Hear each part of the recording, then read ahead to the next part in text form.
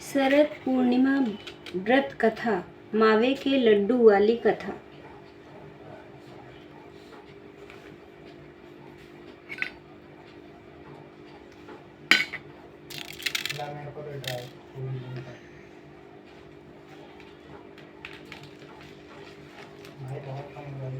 जय हो सर। बहुत पुराने समय की बात है। श्री नारद मुनि नारायण नारायण कहते हुए विष्णु लोक पहुँचे। श्री विष्णु भगवान की स्तुति वंदना भक्ति भाव पूर्ण रूप से करने लगे। तभी भगवान विष्णु प्रसन्न होकर प्रकट हुए और बोले, हे मुनिवर, हे मुनि श्रेष्ठ, कैसे याद किया है? हे प्रभु, आप तो अंतर्यामी हैं। हम क्या चाहते हैं आप तो जानते ही हैं। प्रभु मुस्कुराते हुए, हे मुनि श्रेष्ठ, आप ही वर्णन करें कि हे प्रभु, जैसी आपकी आज्ञा हो। प्रभु, मैं मृत्यु लोक से चला आ रहा हूँ। वहाँ मानव की व्यथा देखी ना गई। प्रभु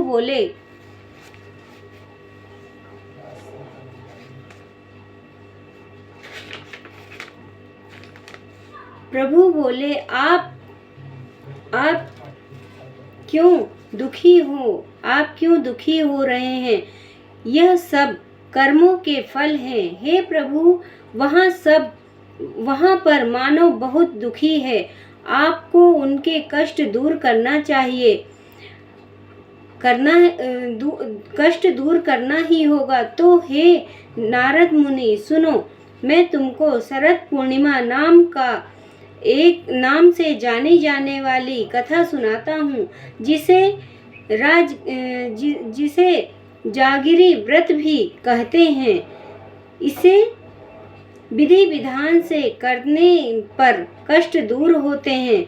सो तुम ध्यान लगाकर सुनो। मथुरा नगरी में सुभद्रा नाम की पंडितानी रहती थी।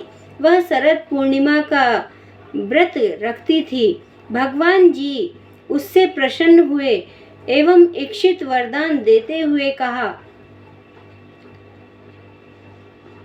इसकी विधि विधान सभी को बताएं। तब वह एक साहूकार को यह व्रत की विधि बताती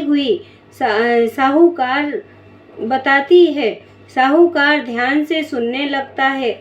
सुभद्रा बोली, मैं शरद पूर्णिमा का व्रत करती हूँ।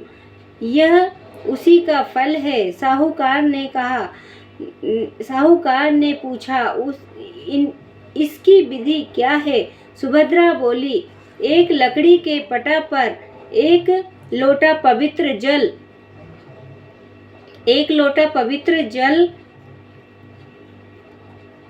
भर कर रख दें। गिलास पर दक्षिणा चढ़ावें। इसके बाद स्वयं तिलक लगावें। इसके बाद पूजन कर एक पेड़ा प्रभु को चढ़ावें। दूसरा पेड़ा स्वयं पतिदेव ग्रहण करें। तीसरा पेड़ा अपने मानदान को देवे, जैसे भांजे, भानज, नंद, बहिन आदि को दिया जावे। चौथा पेड़ा अपनी सहेली से बदलें। यदि सहेली ना मिले तो मंदिर में चढ़ा देवें। जो सहेली 6 माह व्रत रखे उसी को ही ये पेड़ा देवें। 5वां पेड़ा घर के सदस्यों में बांटे। 6ठवां पेड़े के 6 भाग बनावें। एक तुलसी जी को चढ़ावें, दूसरा गौ माता को खिलावें, तीसरा अहिर को देवे, चौथा गर्भवती स्त्री को देवे, राहगीर बालक को देवे, कुंवारी कन्या को खिलावें। इस प्रकार से 6 पेड़े विपरीत करें। लोटे में रखे हुए जल को चंद्रोदय के समय चंद्रमा को जल चढ़ावें। घर जाकर साहूकार की पत्नी ने व्रत रखने के लिए कहा। जब उसकी पत्नी ने व्रत की विधि पूछी, तब विधि समझाई, तब व्रत शुरू कर दिया, जिसका फल यह मिला कि साहूकार के यहाँ 2 कन्याओं का जन्म हुआ। बड़ी कन्या का नाम सावित्री और छोटी कन्या का नाम चंद्रमुखी। दोनों का पूजन कार्यों में रुचि रखती थी। एक दिन पूजन करती थी, प्रतिदिन पूजन करती थी। दोनों का विवाह संपन्न घरानों में कर दिया गया। दोनों बहनें शरद पूनम का व्रत रखती थीं। सावित्री विधि विधान से व्रत करती थी, अतः उसके सुंदर संतान की प्राप्ति हुई। उसके विपरीत चंद्रमुखी अधूरा व्रत करती थी, जिससे के कारण यह फल हुआ कि उसके पुत्र कुछ ही दिन में जीवित रहकर स्वयं स्वर्गावस्था को प्राप्त हुए। इस प्रकार चंद्रमुखी दुखी रहती थी। आखिरी एक दिन चंद्रमुखी एक ज्योतिषी से पूछा।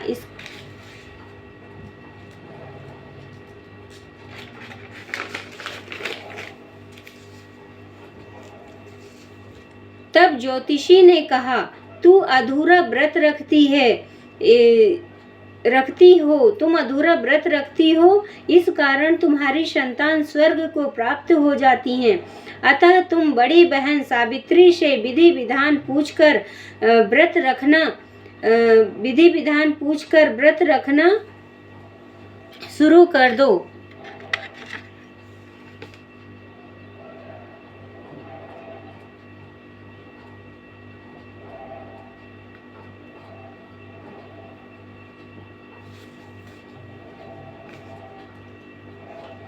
प्रत्येक वर्ष की तरह शरद पूनम फिर आई। चंद्रमुखी फिर अधूरा व्रत करती, उसका पुत्र फिर से मृत्यु को प्राप्त हो जाता। चंद्रमुखी अपने मृत पुत्र को पटा पर लिटा दिया, जिस पर वह पूजा करती थी।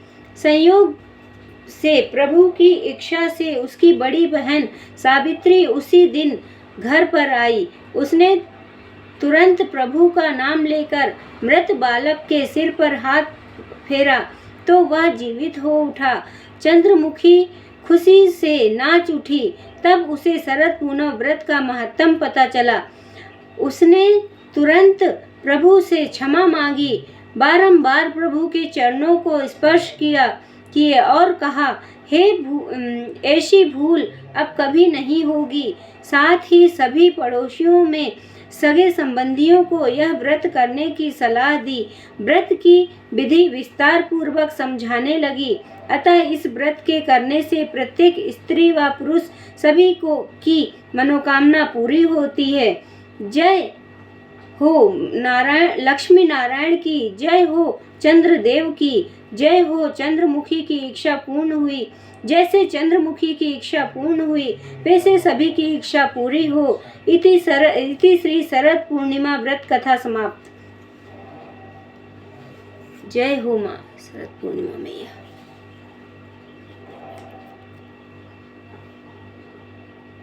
जय हो मातेश्वरी, रक्षा करना माता रानी।